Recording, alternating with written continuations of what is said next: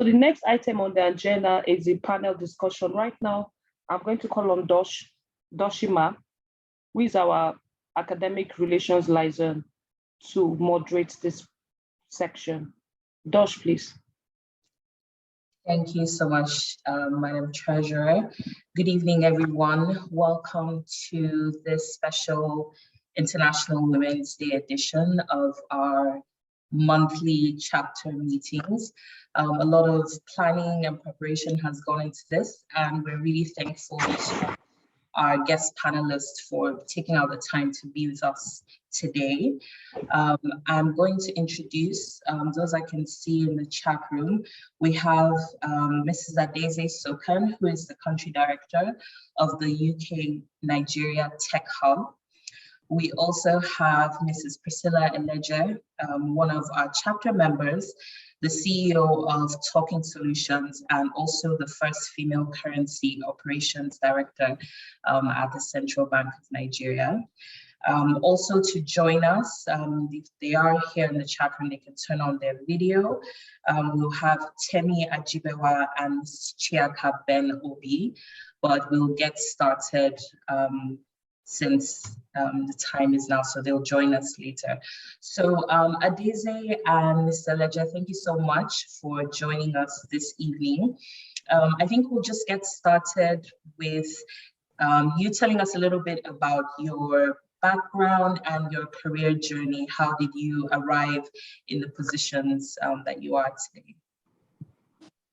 Thank you very much, Dooshima, and thank you all for inviting me. It's really my pleasure. Yes, I started with the bank as a little girl, straight from school. And the truth is that I really didn't have an idea which way I was going to end up in the bank, you know, what the future held. We're just like, you know, young people who wanted a job. And that was how I got into Central Bank. But I would say that one thing I learned along the way was to love my job, to be passionate about whatever I do. Passion helps me a lot, and also to be committed, irrespective of the challenges on my path. Yes, for me, I weighed a lot of options, so I'm trying to turn my video on. Hello. Eh? Okay. I want to log in so they will know that I'm in. Okay, that's Miss Chiaka Ben-Obi. We've got her on video, so apologies for the feedback. We can be communicating. Sorry, go ahead, Mr. Eleje. Okay, so I worked in different departments in the bank, and one thing I want to point out is that it pays to have those exposures. You know, in the bank, there are some places they tell you are not very encouraging to go to. But one thing I will say is that irrespective of where you are posted to, please go ahead. Don't see it as punitive, because at the end of it all, it comes to play out, you know, for you. It turns out to your advantage because you would have gathered so much competencies along the line. That's one thing I discovered in my work. Well, towards the end of my career, when the position for the director came up, it was then I actually realized the benefits of having exposed myself to the different aspects of currency operations. So that was where and then I realized it was good to have worked in treasury, places that nobody wanted to go, to have worked in another office that nobody wanted to go, because then I had knowledge about these different areas, and that improved my own competence level. And I would say that it's very important to know your job. It is very, very important to be bold. It's very important to aspire as a woman. It's very important to see yourself not just as a woman, but as somebody who is competent and somebody who can do the job. I would say that those things helped me in my career and helped me get to where I got to. Fantastic. Thank you so much for sharing. Adaeze? Thank you very much. Hi, everybody. I'm glad to be here. My name is Adaeze Sokan. I'm the country director for the UK Nigeria Tech Hub. And UK Nigeria Tech Hub is a program under the Digital Access Program supported by the UK government to support the growth of the digital economy in Nigeria. So my job is to advise the UK government on how to promote the digital economy and work with local partners in Nigeria, sort of support them to create more impacts in the tech space in Nigeria. And I didn't have this as a plan. It wasn't part of my strategic or life goals. The 5-year life plan. Yeah, it wasn't my 5-year life plan. It wasn't my 10-year life plan. I knew that I did want to get into a position where I could make a difference, but it wasn't. I didn't know it would be, the tech hub or working with the British government. But what I did know is that whatever I found myself doing, I needed to do it well. I wanted to be so good at what I do that I cannot be ignored.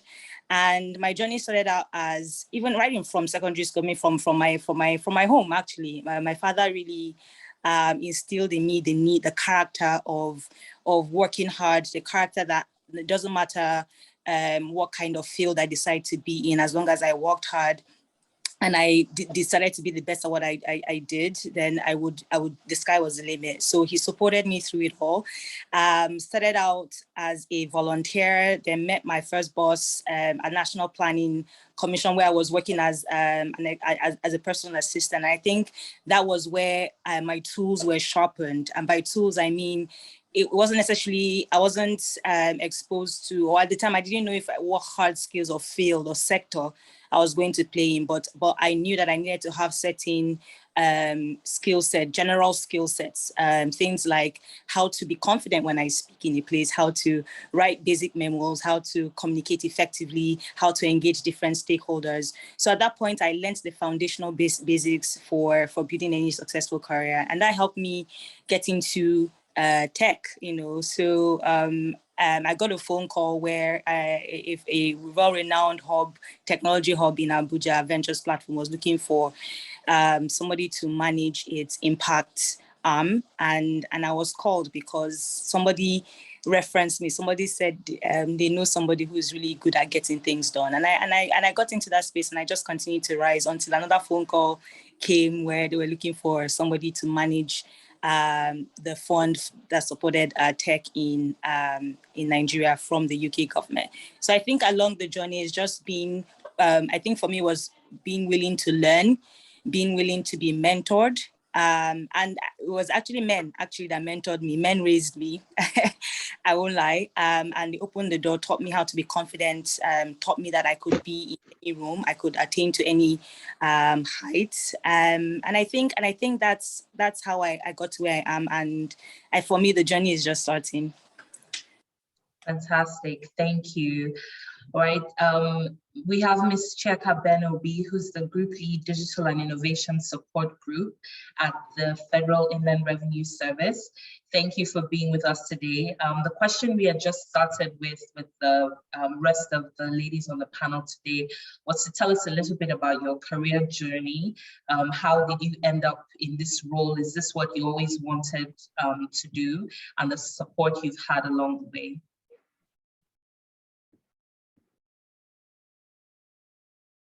Okay, I think we're on mute. Let me unmute you.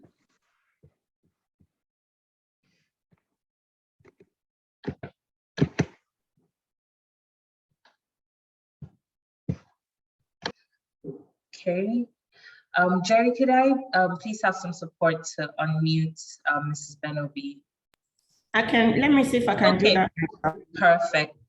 Oh, we lost you. We could hear you, but we just lost you again. All right. Can you hear me now? Yes, we can. Okay, thank you very much. Is that Dooshima, right? Yes, it is. Okay. Well, you've introduced me. My name is Chiaka Ben-Obi. I'm the Group Lead Digital and Innovation Support Group. In a nutshell, I superintend a couple of departments in FIRS that have responsibility for steering the transformation of FIRS to a digitized organization. especially with the fact that the current trend is in taxation of the digital economy. Most of the businesses are going digital, and if the tax authority that should have the responsibility to collect taxes from these entities, then we have to also understand and key into what is happening in the digital economy. Now, you asked me my journey to my career. I did political science and public administration in the university. Okay. And what was foremost in my mind then, my career aspiration then was to be a diplomat. Okay. But growing up under my grandmother and being traditional, as far as she's concerned, you can't go into diplomacy because her paramount reason was who will marry me. So you find out that when I graduated from university, I didn't go looking for jobs in foreign affairs like I always wanted to. So I started off with usual admin jobs, and then got married and moved to the UK. When I moved to the UK, I went on to do my MBA. Okay. During the course of doing my MBA, I then started to look for jobs. And this was 1996, 97. Then the buzz for year 2000 has started.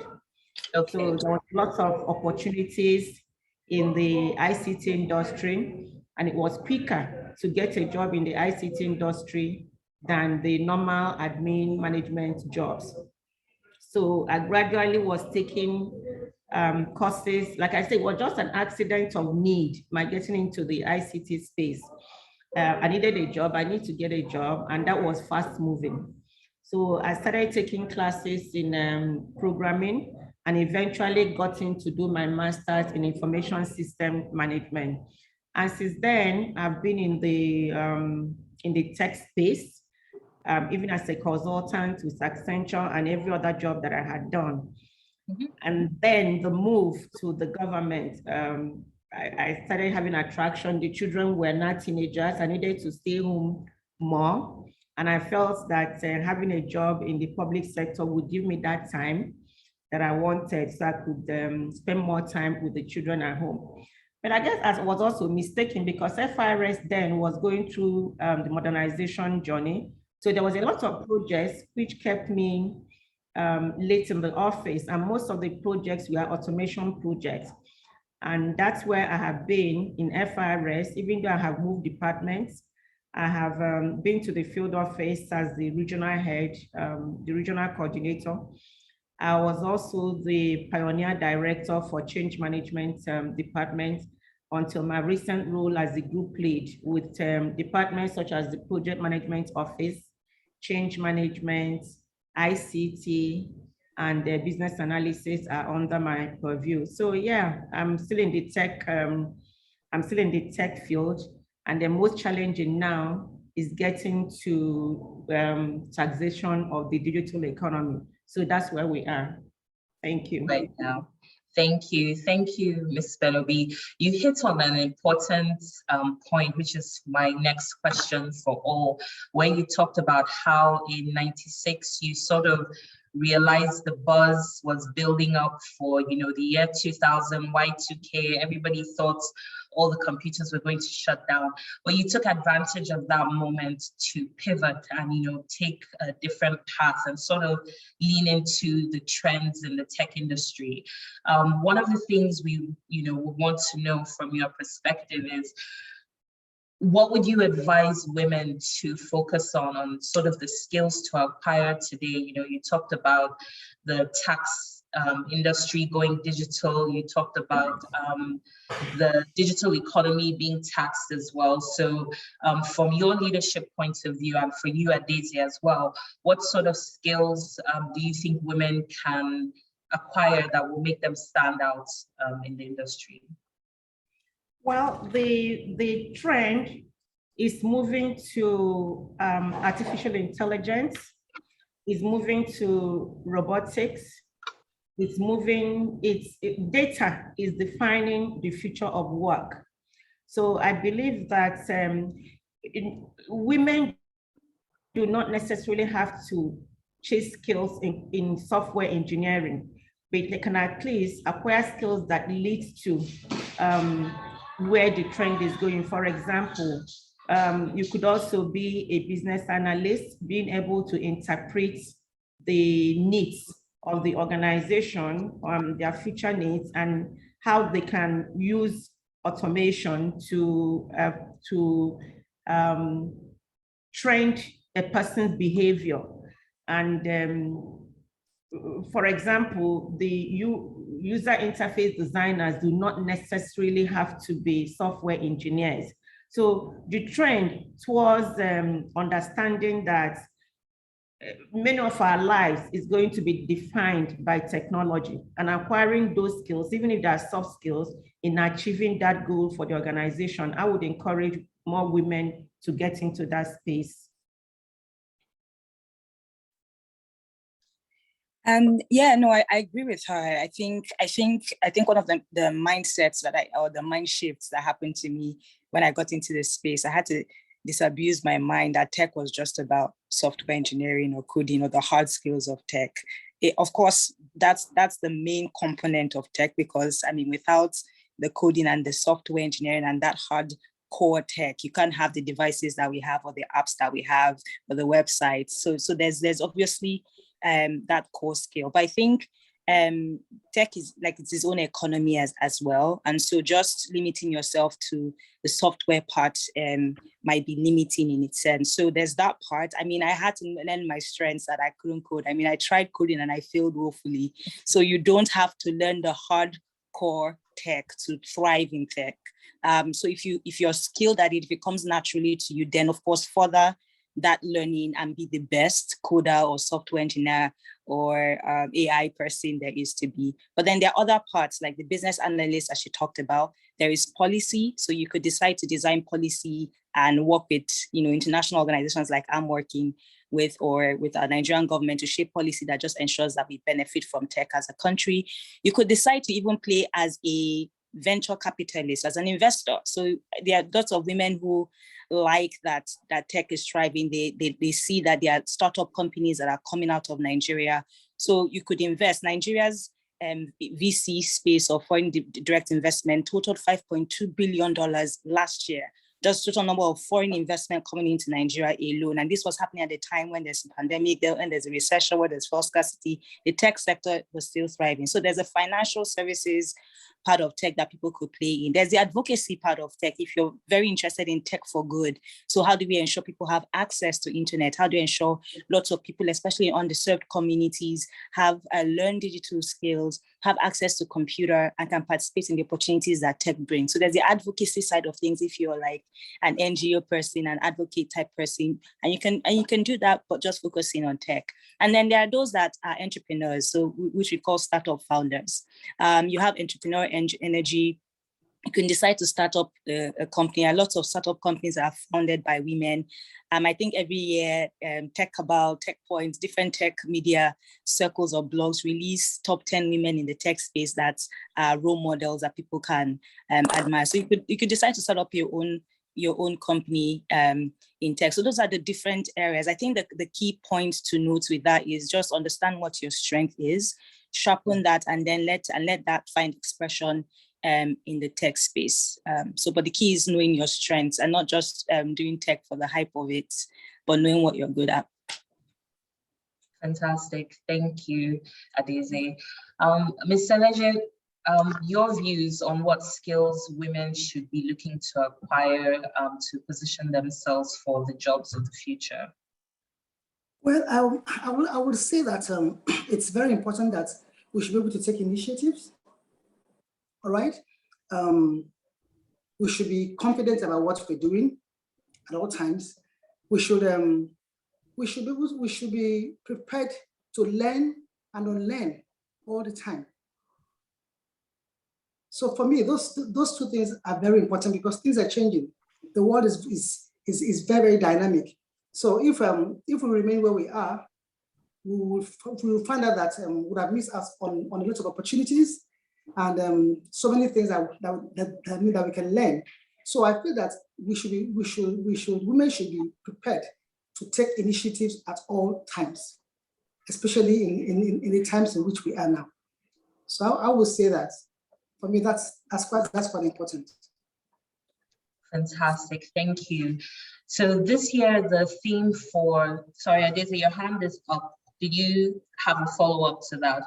Yes, just to add to Mrs. Eleje's points on initiative, I agree 100%. I think regardless of even the other skills, the professional skills that you eventually have, if you don't add things like critical thinking, problem solving, I think everybody should know how to do that. You won't be able to use that skill in tech. So tech is a field that is constantly changing. Lots of new technologies are coming up. Lots of new solutions are coming out all the time that sometimes I even I lose track of all of them. So I think being able to adapt to know the trends and being able to contextualize different solutions to different localities or different areas is very key. So critical thinking, problem solving, and confidence, which is a soft skill, and you find this in lots of women programs, the ability to show up in a room. I can have all the skill sets, right? But I can't show up into a room and defend a cause or defend the group that I'm working with or present my case. And I tend to lose out on even the opportunity. So the ability to have the hard skill, have the soft skill of problem solving, and being confident in the room is what makes you well-rounded for the woman, especially in the tech space. So I just wanted to add that. Thank you. Ms. Ben-Obi, your hand is up as well. So I'm going to let you, let's hear your follow-up as well. Is the take home from Mrs. Eleje's contribution that women have to be ready to learn and unlearn. I think that's a very key point. There's a lot of difficulty in unlearning a particular skill set that you think you have, because you always want to make that skill set relevant. So having the confidence, and having confidence also goes to speak to what Adaeze just said, that you must show up and you must defend. That's confidence. So whatever it is that you're learning, whether you think it's important or you're not sure, it will always put you to like sit back and not show up, and defend what it is that you're learning. So the ability to defend that which you're learning is also very important in a woman getting recognized, especially in a tech world. It's very easy to make a little mistake, but you find out that some of our counterparts, especially the males, we like to big up this little mistake just to make you feel like you don't know or you're not learning. And 8 out of 10 times, the woman withdraws into her shell. So what I say to that is that do not be afraid to fail. Even if when you think somebody is laughing at you, it doesn't matter. If you didn't try, you won't fail. So thank God you tried. So we should all always be willing to try. You try and you show up and defend what you're trying. It's very key. Thank you. Thank you so much, Mrs. Ben-Obi. I don't know about the rest of you, but like my notes are filling up already with so many take-home points. Just a reminder to everyone in the meeting, I'm not the only one asking questions. So if you do have any burning question on your mind for any of the ladies on the panel, I believe there's a chat box, so you can send me a message or just post them in the chat. We will get to a Q&A session shortly. I believe our fourth panelist is here. That's Mrs. Temi Ajibewa. I think she may have dropped out again, but if she is, please unmute and join the conversation. Our next question for the panel that came in is, what are things that have helped you to navigate working in a male-dominated industry? What are any particular challenges that you've had and how did you overcome them? I see a big smile on Mrs. Eleje's face, so I'm sure this question is bringing back a lot of memories. So would you like to go first, ma'am? Okay, thank you very much. That's a question I get asked all the time. And what I would say is, I'll just say the same thing. For a woman, forget about the challenges, forget about the discriminations, sometimes he may even get talked down. What I realized was that the best thing to do was to know your job and to be the very best at your job. Because by the time because your job will speak for you. Your competencies will speak for you. They will always speak for you. So I would advise women, what I did, I made sure I didn't take notice of those things. I got focused. Because the worst thing to happen to you is to lose your focus. Did you have a choice? Would that throw me out? Sorry. Hello? Yes, we can hear you, ma'am. Okay. So the worst thing to happen to you is to lose your focus, is to allow any of those biases to make you lose your focus. So I made sure I had my focus, especially when at the later end of my career. I had a focus, and my major focus was to deliver on the goals, on my goals, because I knew that delivering on my goals was in my best interest. So, of course, I would like to say again here that there are times to be firm, there are times to be democratic, and there are times to be autocratic. Managing that situation must be institutional, from an institutional perspective, because you are the leader and the box stops with you. So a woman should never be afraid, okay, to be autocratic sometimes. It sounds, tough, but there's sometimes when you must take a decision without having to consult everybody. And there are times when you can, when you have to do all the consultations. But the major thing I'm saying is that you can't afford to allow any bias to make you lose your focus, because that's usually the intention. If you do that, you will never get to your destination. I love that. Don't allow the biases to make you lose your focus. Thank you. Is Ben-Obi? Yes. Okay. I grew up, I have a background where a woman was the matriarch. That's my grandmother. I haven't lost my grandfather. So I watched this woman thrive in a man's world. It wasn't techie, but it was a man's world because she was now responsible for 9 children and grandchildren and all that. So seeing Mama do all that made me also tell myself that whatever it is that I set my mind to do, I must make a success out of it. Now that takes also to book, because now I am now reading, and I'm reading those things that says once you can conceive it, you can achieve it.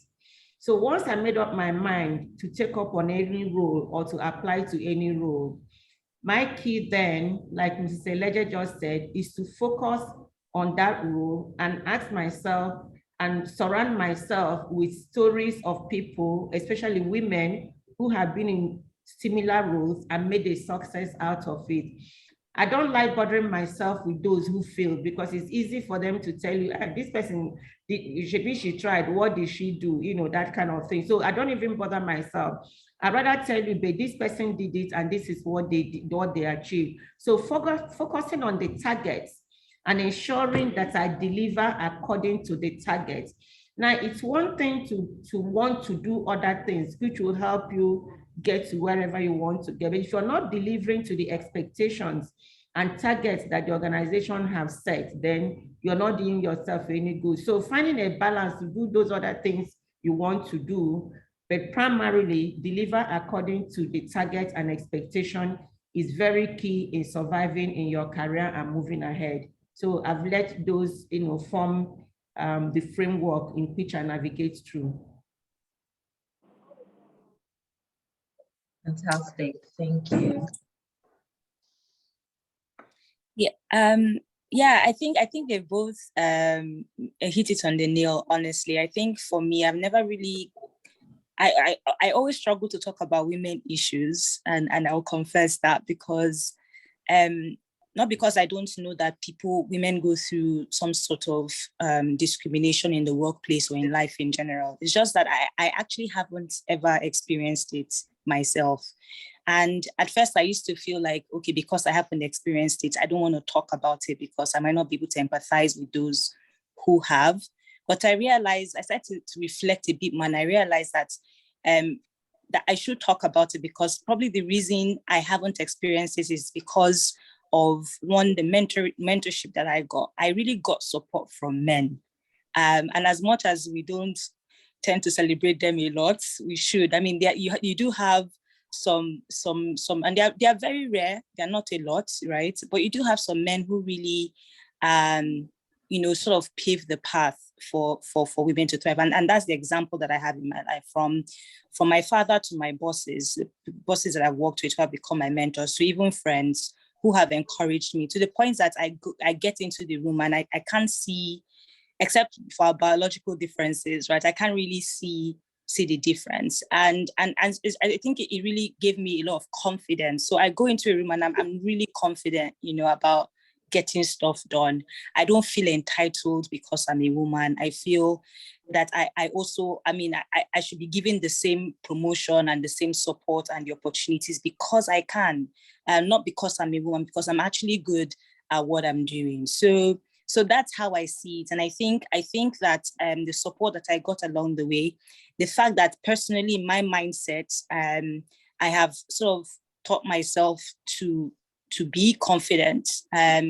That in itself, I think, is what has really helped us. I think I would encourage everybody that the very first place to start off is with the woman herself. First of all, how do you really see yourself? And I think how you see yourself is how everybody else sees you. And then just being open to learning, being humble enough to learning, whether it's from the man or the woman, and also other women as well, who have also sort of succeeded in this sort of harsh reality, to sort of open the door and pave the way for other younger women as well, through encouragement, through mentoring, through different types of mentoring and support groups. And I think that will help as well. Fantastic. We have our fourth panelist, Mrs. Temi Ajibewa, with us. Hi. If you could unmute yourself. Hi. Hi. I'm so sorry. I'm coming in late. And I'm sorry for the disruption that happened earlier on. So I'm on my way home and there's heavy traffic on the road. And the guy who I took his ride decided to just mess up. And then I'm like, what will you do? Will you throw me out of the car? Like, you should be driving me home, So he just messed up my itinerary. I'm really sorry for all of that. We're glad to have you here. We're glad to have you here at last.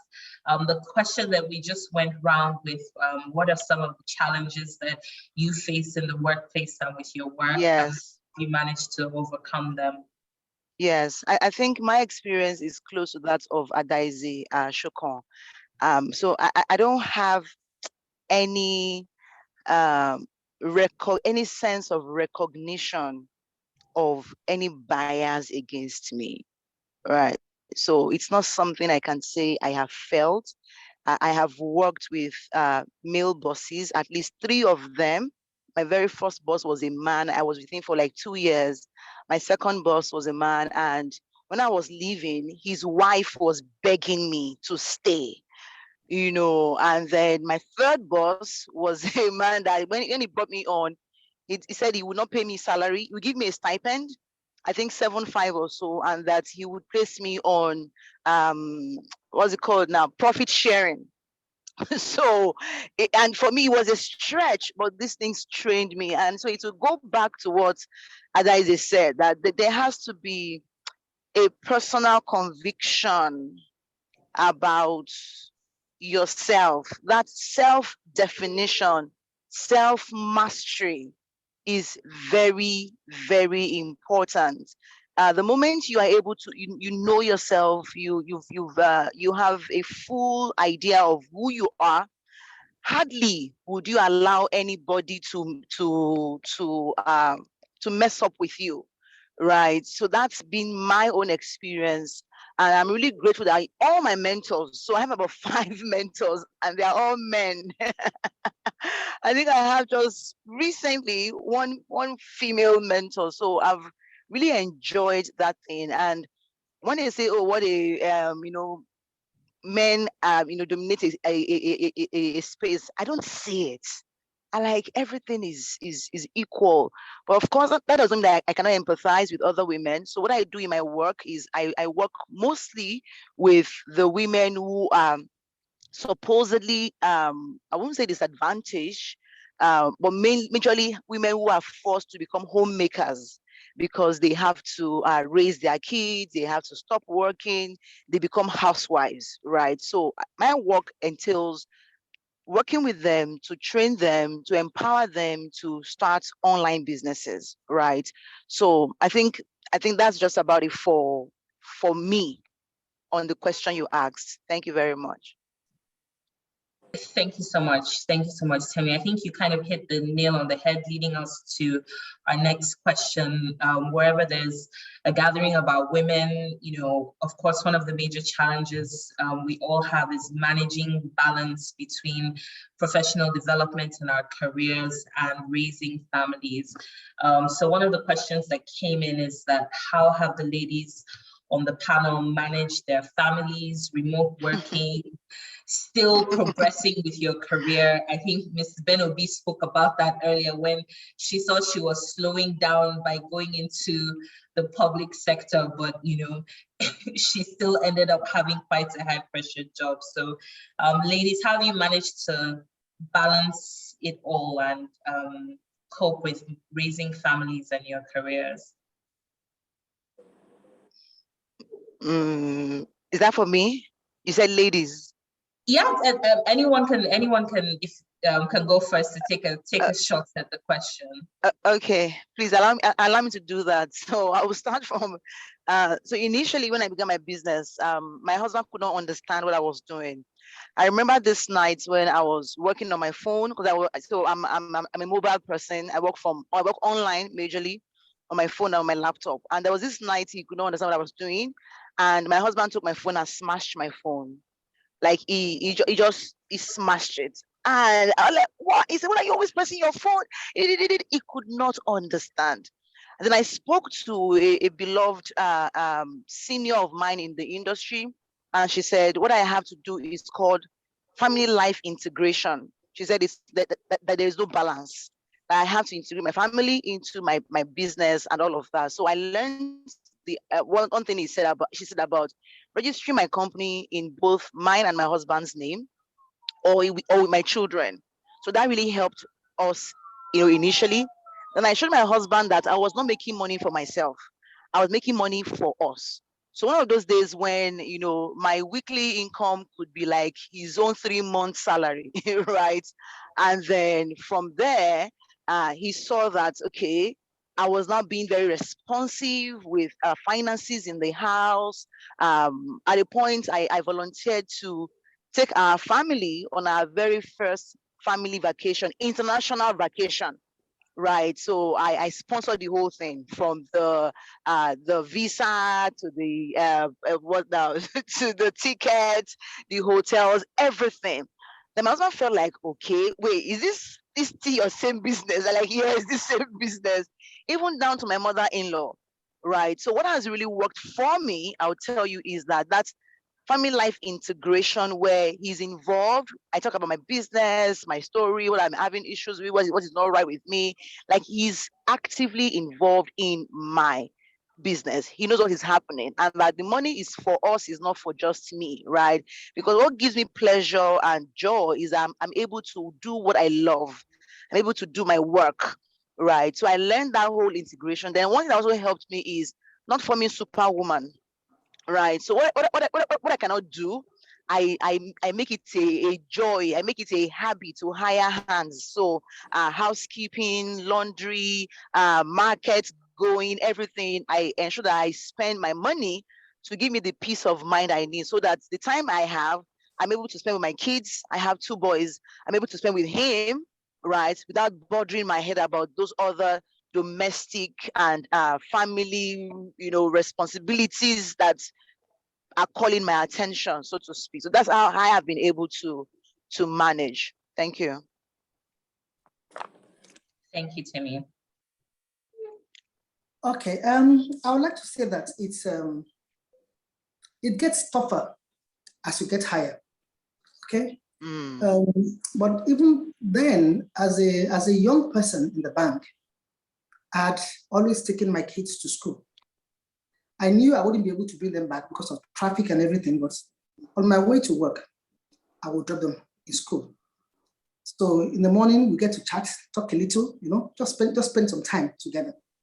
Then they take them back after school. So I tried that for a long time over the years, until maybe the last 2-3 years, when it became impossible to do that, because in the morning I'm tired.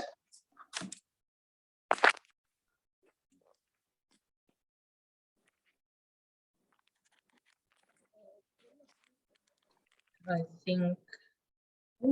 Okay. Hi. Yes, you're I'm back. sorry. That's Yeah. okay. Growing up, I tried to take my kids to school, and I have a story.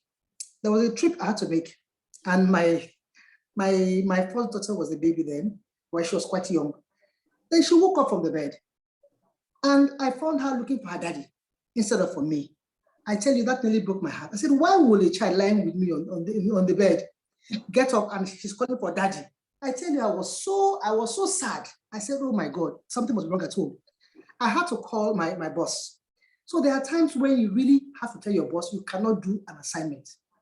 Because I was to travel to Kano. I said, boss, I'm sorry, I cannot travel to Kano. He said, why? I said, because I need to spend some time with my daughter. So we need to had to create time with the kids.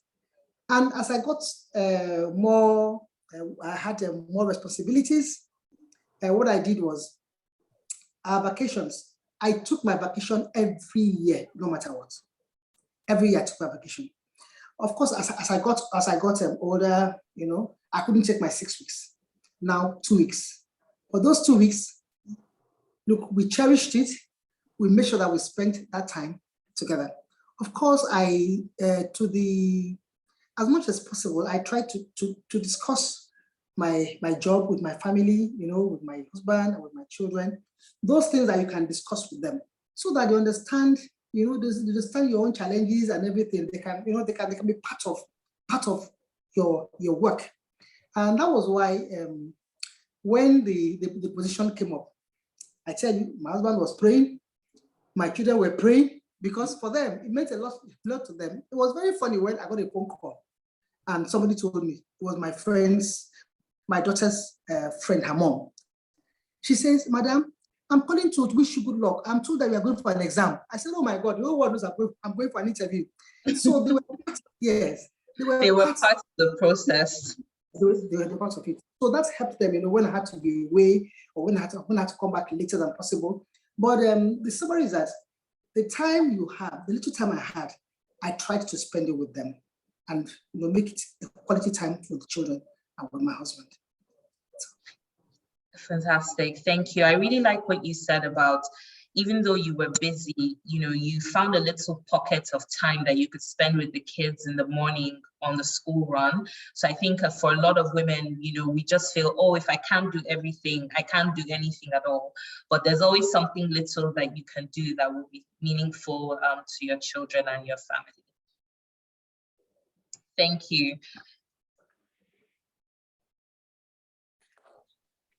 I think I can go, I guess. Yes.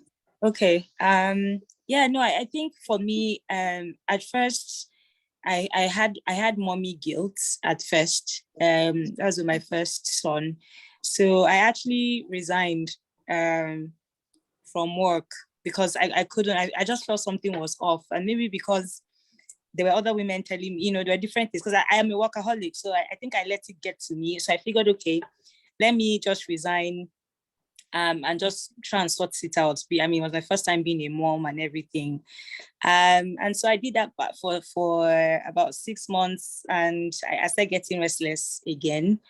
But I looked at my son and something in him just, I don't know, just looking at him, I felt like I needed to be like a role model or something and there's nothing wrong with being a stay-home mom. There are people who do that, and I have friends who have built a career out of being a stay-home mom, and it's a calling, and they are even making money from it.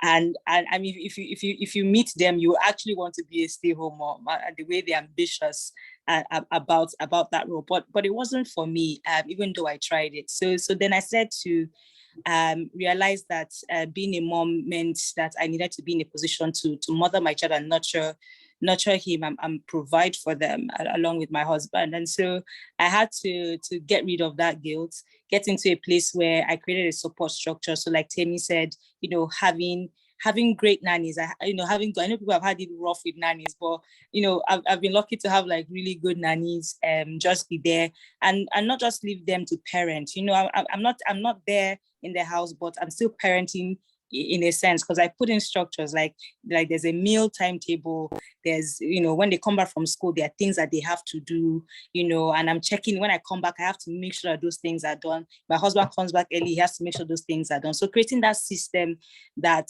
works for the child, and also what Ms. Priscilla said about communicating, like if I have to travel, I have to tell them that I'm traveling, and when I'm away, there's, thank God for tech, being able to do video calls and have those conversations. And then time management was very big for me. So at a point I used to bring work home a lot. So I stopped doing that. And so like after 5 o'clock like this, I'm not doing any work. I create time for them. So I have to play that hide and seek with them, even if I'm tired. It's just that's the time I've created. And there are times when I'm tired, and my sons, they are grown to a point now where they can say, okay, you know what, you've tried, go and rest. Don't worry, we'll play when you're away, because they understand now about work and things like that. But I think just making time, being able to manage your time, to have time for yourself. I didn't even used to have time for myself. If I'm going to leave the children out, I didn't have time to breathe, so I had to create time where I could just have at that time, go out, do my nails or watch a movie or hang out with my friends, have time with my husband, have time with the kids, have time for my work and other personal things. So I think time management helped me, and just getting rid of that guilt that if I'm not a stay-home mom, then I'm losing my kids. And so one has to give. I had to overcome that.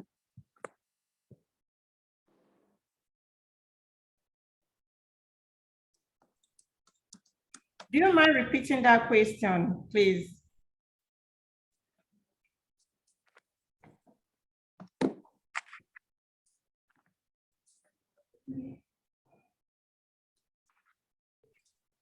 Hello? Oh, sorry, I was the one on mute.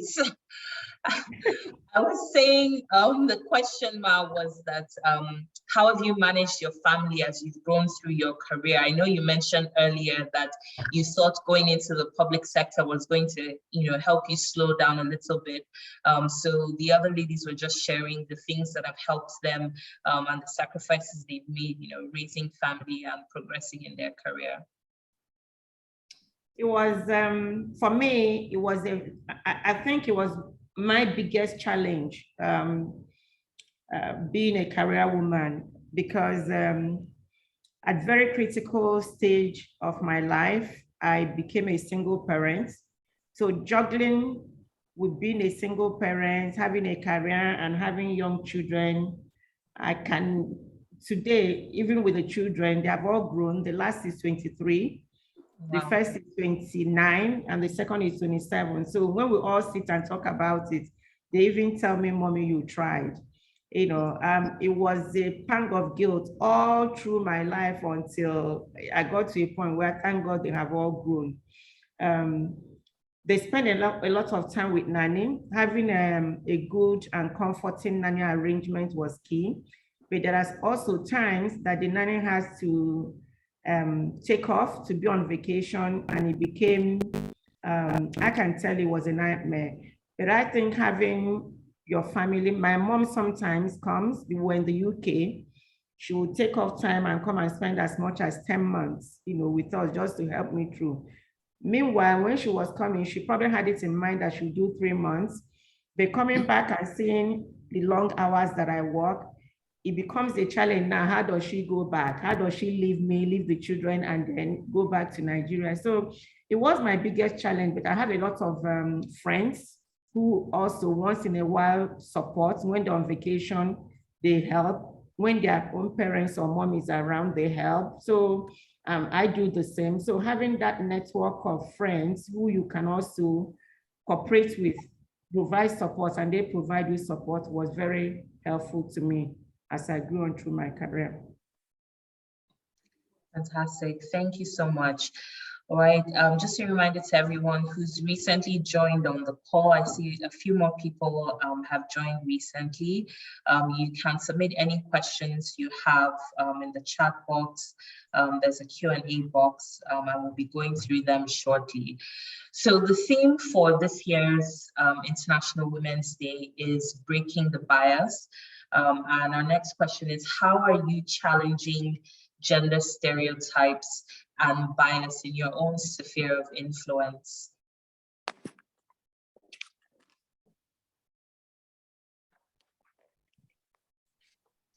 I think I can go. I think for me, because I haven't faced much, I think for me the best way to do it is to role model it. So I want to role model what it means to be a successful woman in Africa, in my space. So if you see me doing it, then I want young girls to want to look at me and be like, they want to be, if not me, like me, but better. And so that means that I have a lot of responsibility to make sure that I remain confident, to make sure that I keep doing the best that I can, to make sure that I'm also supporting other women as well, and opening the doors for other women where I can.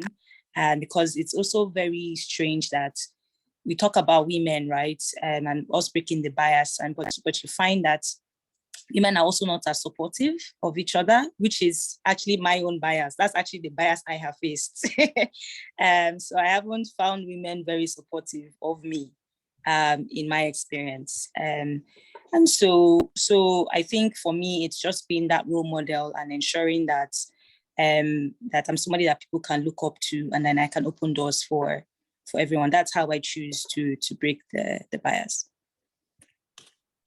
Thank you, Adaeze. Okay, can I go on? Yes.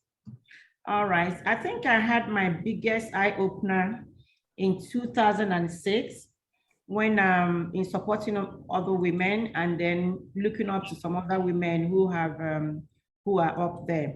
In 2006, I attended a WIMBIZ program in Abuja then. I think it was held at Transcorp. And there was this session that dealt with women supporting other women, and then always carry a woman along, look for a mentor that has gone as far, even if not in your profession, in whatever profession that they are, there is the elements of success is always the same, you know. So look for a mentor, look for a mentee, you know, and all of that. So I think it's getting to a point now where I have carried mine too far. I practically replaced every support that I have that the person is not a woman. My account officer, my financial advisor, my legal person, every support staff that I have is a woman, because there are so many men supporting each other. And then we also now see women still supporting men. So the question is, who then carries the woman, you know, up? And again, I have a program mentorship where I like to speak to women who are just joining the labor force on the kind of discrimination and bias they will stand to face. And when they face it, this is what they do. And one of the examples I give is that when we all graduate from school and get into the workforce, most of the time you find that the women are always more than the men in number. But then when you get to middle management and then from there going up, you find that the number of women begin to shrink. And what happened? We are getting married, we are facing discrimination, we are treated unfairly. So the quickest way out is to say, oh, I resign or I leave. So What that program does is to encourage women to stay on in their career, whatever form of discrimination. Instead, what they should actually do is to look for other women out there who will provide them the support that they need when they need them.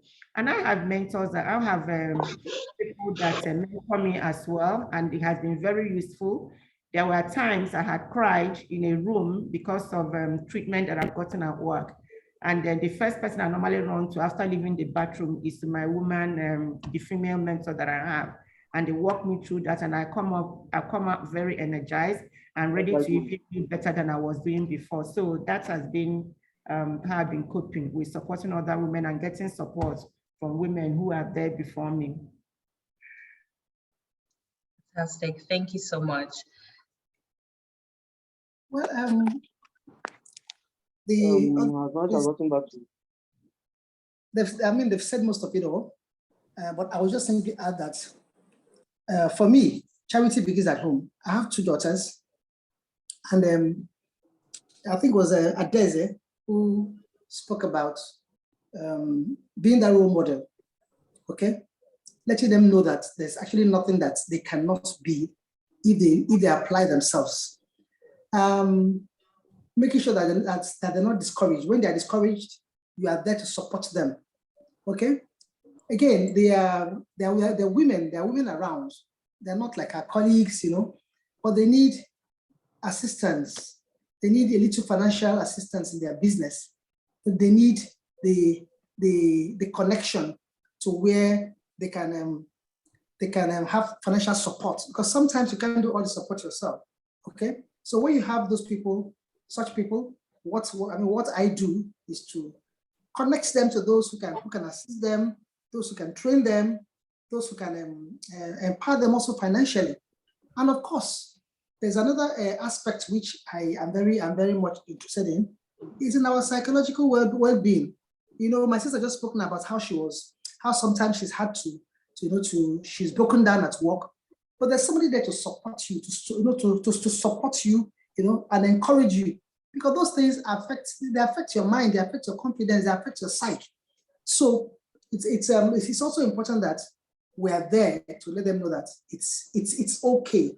This failure today is not the worst that can happen. Don't stay there, just get up and let's go. So those are the kind of support. I mean, I gave while I was there, because I'm now retired. And but now every day, of course, we're women, either from a marital perspective or a social issue. You know, it's very important to let them know that they should get up and they should move on. Amazing.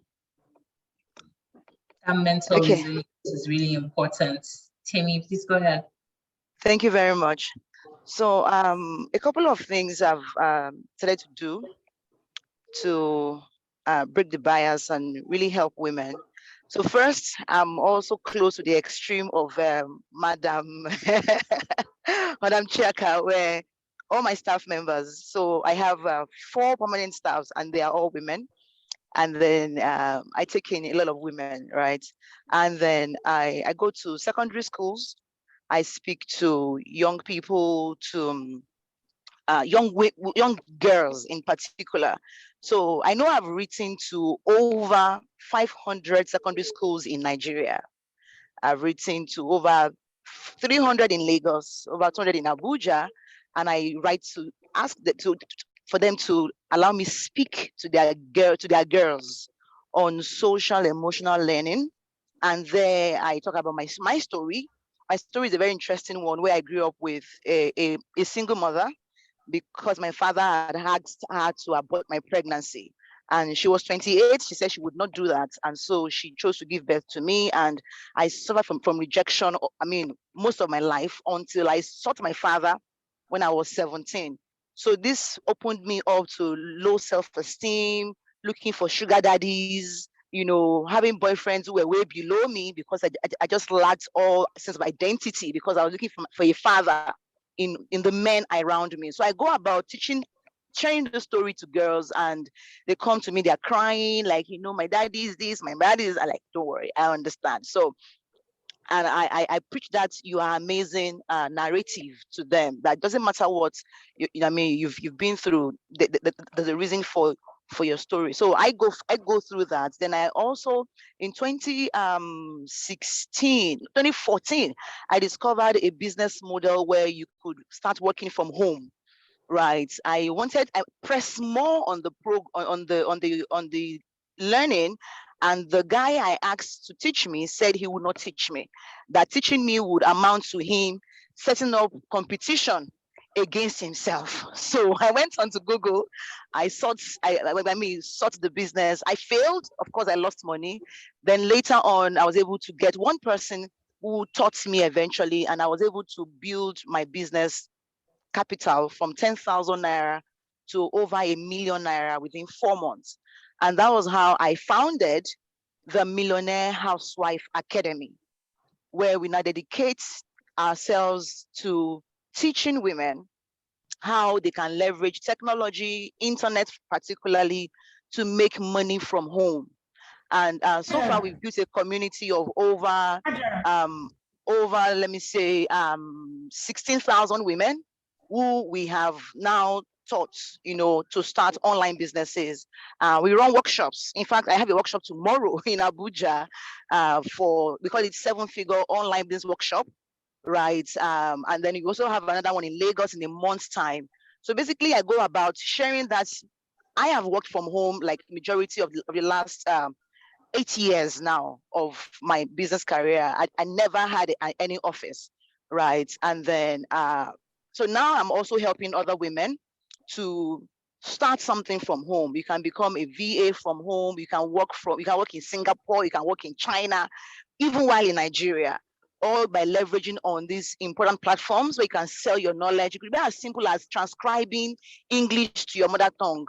It could be as simple as editing someone's thesis online, or helping somebody with Excel sheets, and you get paid in dollars, in fact. So I believe with these interventions, I have been able to contribute meaningfully to the women folk in my own little way. Thank you so much. Thank you so much, Temi. All right, we've got a couple of very interesting questions coming up. I'm just going to go through some of them. The first we have here is just a comment from Madam Moji Olajide. She says she just wants to add that both men and women should be passionate about what they do and always look towards helping others to excel. This will make people warm up to support you and to succeed as well. A question here is how better can a husband support his wife to grow in her career, and how have they fared doing this, or any obstacles? So I think the question, which is coming from Michael, is what can husbands do to support their wives? How can they do a better job to support their wives as they build their careers?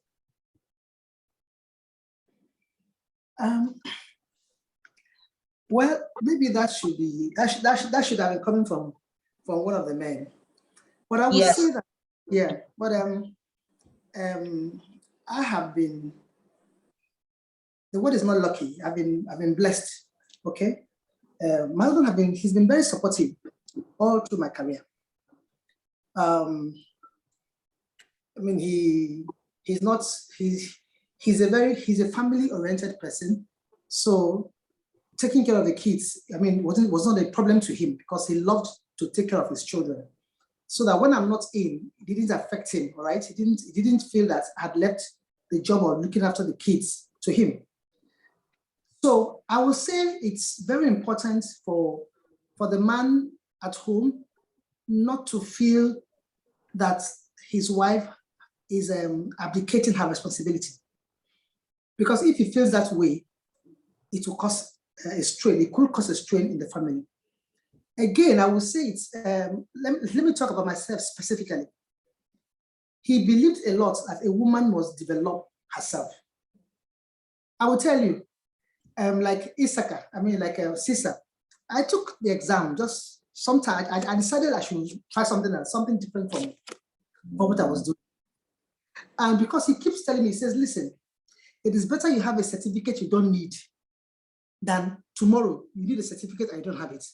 So I grew up with that mentality that, well, you can do everything. Don't anything, just anything. Go ahead. Don't restrict yourself. Especially when it comes to self-development. Never restrict yourself. I'm here. I mean, as I speak to you, I've written another crazy plan, and I call myself Eleje goes to school because I said, look, let me take a program. I have a project I'm pursuing, or a project I want to develop properly. It's a counseling unit, counseling center, where people can come in there, you talk, you talk out your burden, talking solutions.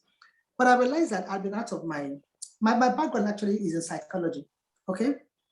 Both first and second degree. But I realized that, well, I've been out of that environment for a long time. I needed to sharpen my skills. During the COVID, I spent time 6 months online. So I said, well, let me take a program, and I'm doing a program right now. It's a program in counseling psychology, but you need the encouragement of your spouse to take such decisions. So what I'm saying is that, I mean, I'm retired now. We should be, staying home with ourselves. But I needed this extra skill. I needed it, and he was supportive. If it was not, I tell you that I'm talking from hotel room in Ota, Covenant. I'm not. Eleje goes to school at over 60. All right, but I can't do that without the support of my husband.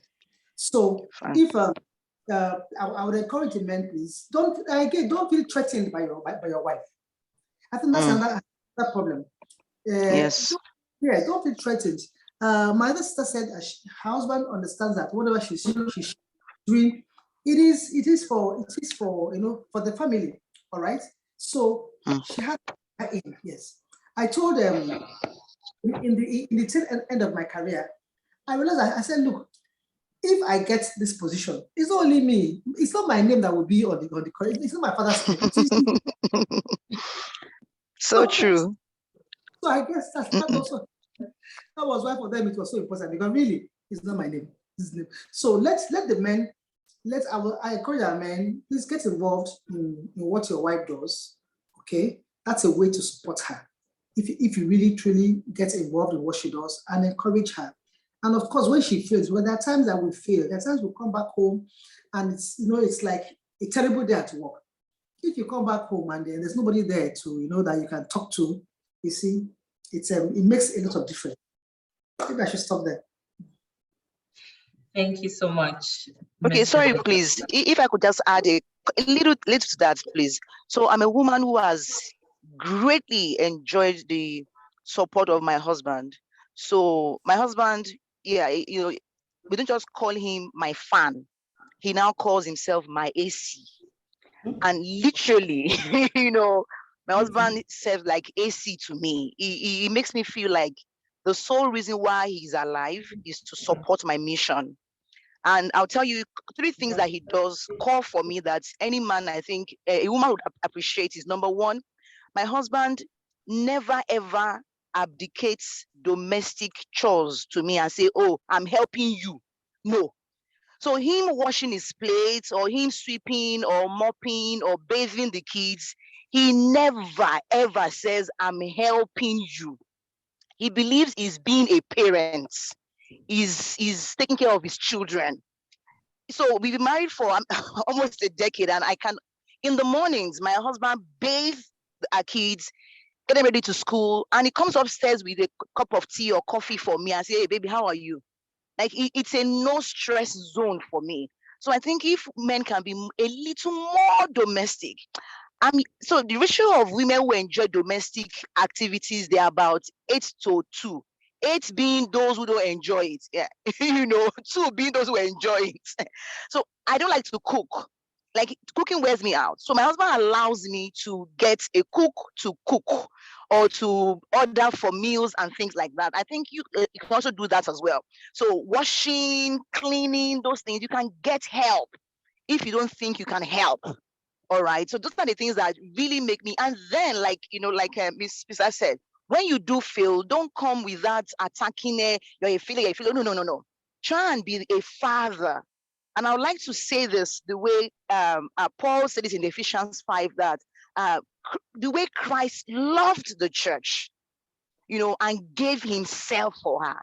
I think when men think more like this, we would have happier women who feel supported and indeed loved by their husbands. Thank you very much. Thank you, Temi. So I can go, right? Yes, please. See, Temi and Mrs. Eleje, you make me so jealous now.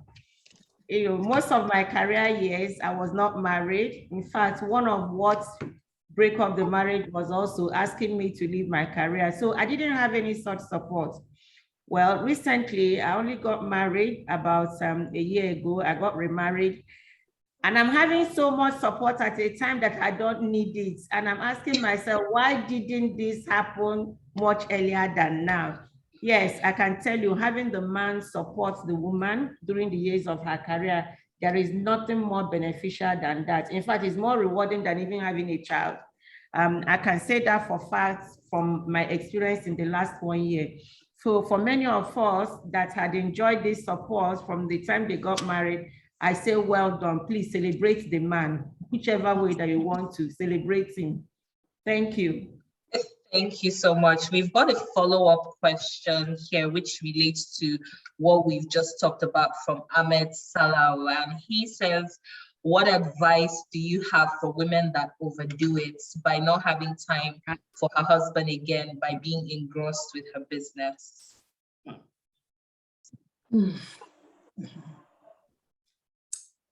Any intelligent woman will not neglect her husband because of her work. So I'm telling you, it is never intentional for a woman to do that. No. So perhaps we need to point the woman to somewhere where she could have attend a program on work-life balance so that she can understand how to balance her marriage, her home, and her career. But I don't think it's healthy for any woman to want to do that. I don't even believe a woman does that. Agreed. Mr. Eleje, any follow-up to that? Madam, it's happening. Sorry, it's happening. Yes, it could happen. Okay, it really could happen. But I will just say that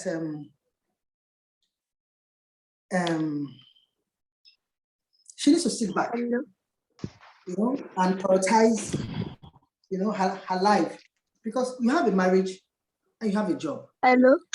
And I'm sure that every woman would like to keep both.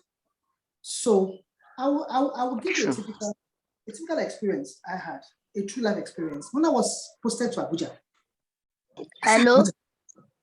I said, no, I don't want to come to Abuja, because it meant leaving my husband and my 2 kids in Lagos. And in Lagos, I was already comfortable, sometimes maybe your comfort zone can.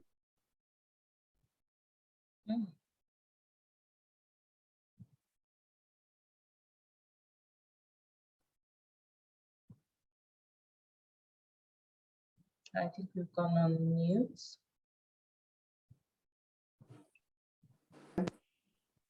Is it okay now?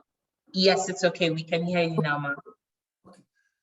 So I was much younger, but I said, no, I don't want to go to Abuja, because I was worried about my family.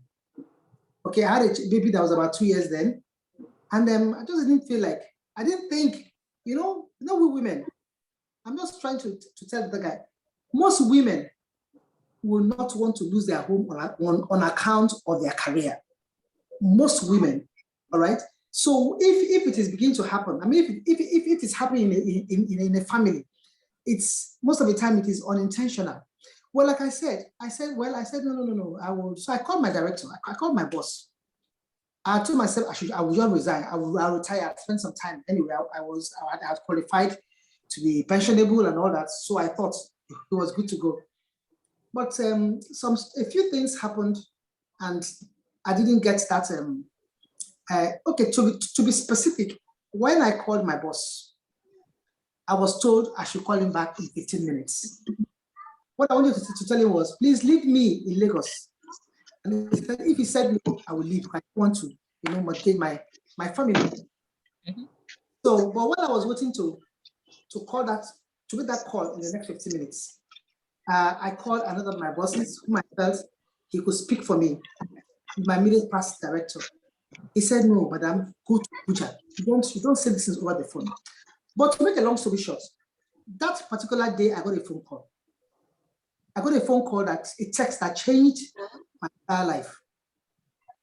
That text, I didn't know who sent the text. But when I called, I said, who is this? She said, oh, it's me, a colleague from Abuja. And I said, look, I'm on transfer to Abuja. She said, oh, it's good. The kids will like it. It's peaceful, is that? Well, she encouraged me, and my husband encouraged me, said, don't worry, you can go. We'll be fine, we'll be fine. That was how I came to Abuja. Leaving your comfort zone can be a problem. It can be a problem. So we need that encouragement, okay? Otherwise we'll miss, because if I didn't come to Abuja and continued, I'm sure that if I'd resigned then or retired then as I planned, the story would have been quite different. So when most times, there are times in your life when you actually challenged about balancing the home and your work. It really exists. So we need support from our spouses and from maybe some colleagues too who can encourage you. But for the women who are not able to get that support, or who are not able to come to a realization that they need that balance, I agree with my sister.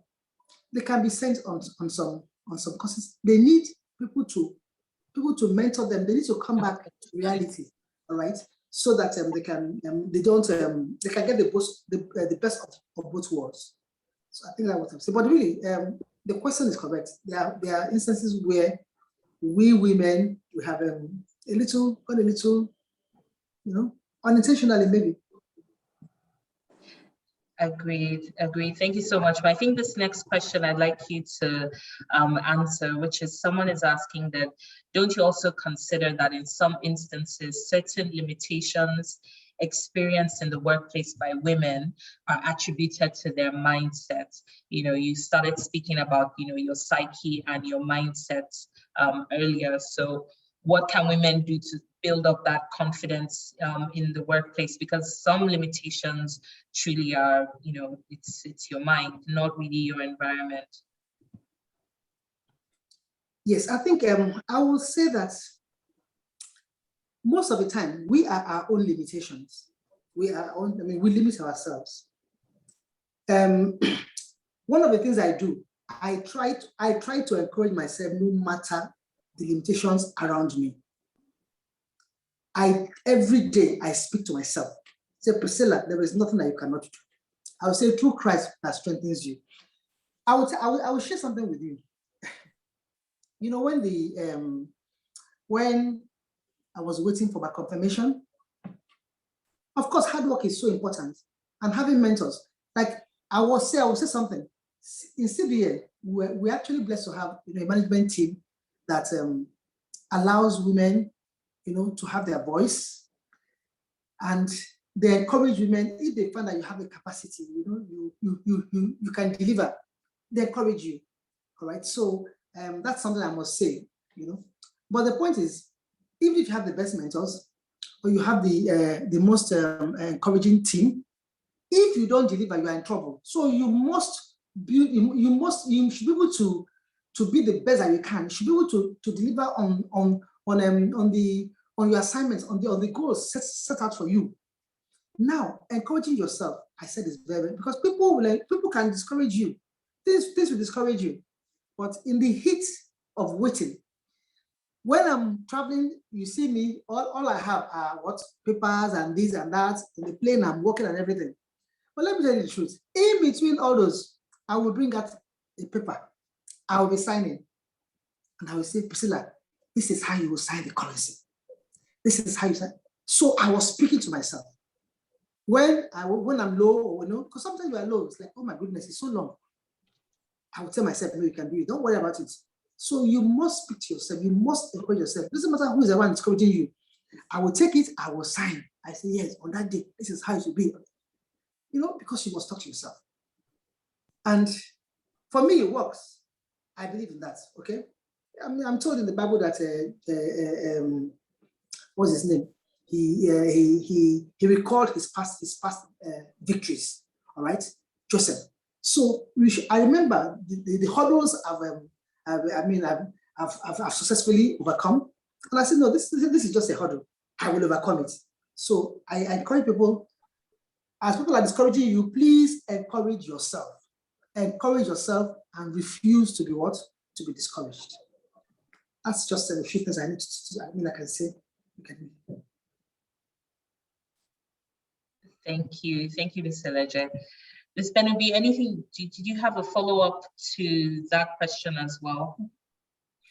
I think this is a point where having a mentor is very key because you need to, it's a time that you want to go and speak to your mentor. It's also a time you want to speak to some of your colleagues, not necessarily in the same organization, and share your experience, because they may be able to give you a different perspective in the way you're feeling or thinking. That's just what I want to add to what Mr. Eleje has said. Thank you. The next question that's coming through from participants today is, do women sometimes overdo it and misuse the opportunity in trying to assert themselves when they rise to leadership positions? I think this question is asking about, you know, women misusing the opportunity when they rise.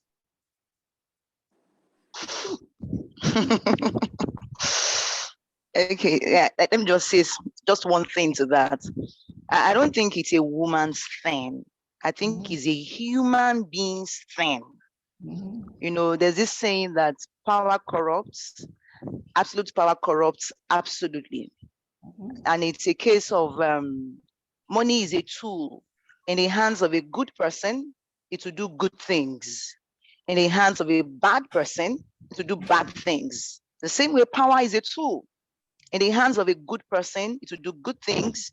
So in the hands of a bad person, to do bad things. So I think the bias, yes, this is where I'll bring the bias now. The bias comes because we have a notion of how a woman should behave. You're a woman now, small. Why are you this? Why are you that? But if it was a man, it would have been normal. You know, the way we have our leaders today. So if Tinubu was a woman, if Buhari was a woman, you know, we would have blown things out of proportion. But because they are men, it's kind of okay. So most of these things that a woman go out of this, I think is just a bias. If that same characteristics, those same attributes are placed on a man, it would sit so well. We won't even see it. We won't think of it as a big deal. But if it's a woman, we then go out and we don't just bring it out of proportion. Because I have taken the time to really check that women really have, do we really have issues? I don't think so. I think humans have issues and we tend to go overboard with power. Let's just not call it a woman problem. I think it's just a humanity problem. Thank you. Thank you, Temi. Ms. Chiaka? I agree with Temi. It's not a woman problem. The only time I will say that a woman is misusing her leadership role is only when a woman does not use that leadership role to support other women or to assist other women. Otherwise, I agree with Temi. Thank you. Thank you. All right. We've gone through most of the questions now, so I'm going to take our final comments. I think Adaeze has dropped off and has some network challenges, but she will be back. Is your final comments on, you know, how men can and women can continue to break the bias in the workplace and make sure that we all move forward? I haven't dropped off the call. Okay. Oh, actually here. I had issues in my video, but okay. Yeah. I think we've said it all. I think it's just one for the woman. There's a mindset shift that you need to do internally, and just be confident in who you are and aim to be the very best. You owe that to yourself and not to anyone. So I encourage us to do that. Encourage us to be role models. So as is a responsibility for us to role model what excellence looks like. I have boys, so I also role model to them and teach them to support women, because I got the same support from men. So I encourage them to do that as well. So I think for me, those would be my main comments. Just be confident, speak to yourself, don't feel rejected or feel guilty, deal with those self-esteem issues and be confident, and be excellent, be the best at what you do, and then role model that success and help other women as well. Thank you. Thank you, Adaeze. Okay, please let me go so that our mommies can speak last. Okay, so I would like to say that charity begins at home, to quote Ms. Eleje here. I think everybody on this call, we literally have to take our minds to the dry cleaners and try and wash off any gender bias we may have. Because be it gender bias against the men, it will affect the women. Gender bias against the women will affect the men. So let's try and make this a project humanity. Let's say, how can I help men and women be better? So when training our children, let's talk about cooking is not a woman's job. It's a human being's job. Anybody who eats should learn to cook, or at least learn to make money to buy their meals. Anybody who eats should learn to wash the dishes. Anybody who lives in a house should learn to sweep and mop, right? So we should try and erase this typical, it's not helping us. So gone were the times when men will go and hunt and women will be in the house. Now, a man or a woman, we enter streets. They read. We are all in the forest trying to catch meat. So please don't push some people and say no. In terms of education access too, right? Please give your girl and your boy children equal access to education, to training. So don't train your boy child not to be emotional. Human beings are emotional beings. What are you talking about? Let your boy child express himself. If he wants to cry, let him cry. Let your girl child be tough. Don't say no, only do toys and Barbie dolls and be plaiting hair. Who says that she cannot learn taekwondo and she cannot do wrestling and do stuff? Like, can we just please take our mind to the dry cleaners and help humanity to thrive, either as men, as women, oh, no man, nothing. Just love. Let's all learn to build our love quotient, that it's a man, it's a woman. Let's be ruled by our moral values as against our gender values. All right, so I think it's enough. It's just been so much against women for years. Imagine a country practicing democracy and then women were not allowed to vote. How is that a democracy? I mean, some years ago in the US. So again, that's a good reminder for everyone to make sure they participate in the enrollment exercise and get their PVCs. If that freedom has been given to us, we should all exercise the franchise, as we popularly say. Ms. Ben-Obi, your final comments on how we can break the bias this year and going forward. My contribution is to say we must unlearn the habits of treating each gender that this is what they should do, or stereotyping the gender on what they should or should not do. like Temi said, everybody is created to do the same thing as human beings. There is no job for men and there is no job specifically for women. We should just treat each other as the same and allow all of us to perform or to exist on the same platform, not stereotyping one another. No, she can't do this because she's a woman. Oh, she can't do this because she just had a baby. Oh, she can't do this, so we should just unlearn those habits. I think we'll all begin to thrive in workplaces. Thank you so much, ma'am. Mrs. Eleje? I guess we are all, all of us share the same view, because I think that despite advocacy, sensitization and everything, I strongly believe that that home is the most important thing, the most important place. Because these are the boys that will grow up tomorrow and go to the Senate. They are the ones that will grow up tomorrow and go to the House of Assembly and go tomorrow and go to your job and everything. So it's very important that we begin to teach our boys at home, our male children at home, that their sisters have equal rights like they do. I mean, and teach them in sincerity.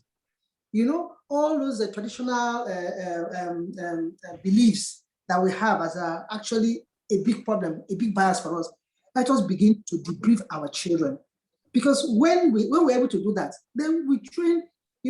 Would have groomed men who know how to respect women, who know how to encourage women, who know how to support them, who are not intimidated by women. So while we're still fighting with them, or no, not fighting, while we're still promoting negotiating with them, discussing with them, because we have to continue to dialogue with them. We shouldn't just stop. While we're doing that, let us begin to breed men that will not be like the people that we are having to cope with right now. Let us start in the home. Let us start in the home. And our daughters too, let them know that they have rights. They have rights. Okay, that's my thank you. That's it. Thank you so much. Thank you so much, Mr. Eleje, Mrs. Ben-Obi, Mr. Ajibewa, and Ms. Sokan. Thank you for accepting our invite and joining us today. Thank you everyone for all the questions. You still can ask more either on our WhatsApp group or follow us on our social media handles. We are at ISACA Abuja on LinkedIn, Facebook, and Twitter.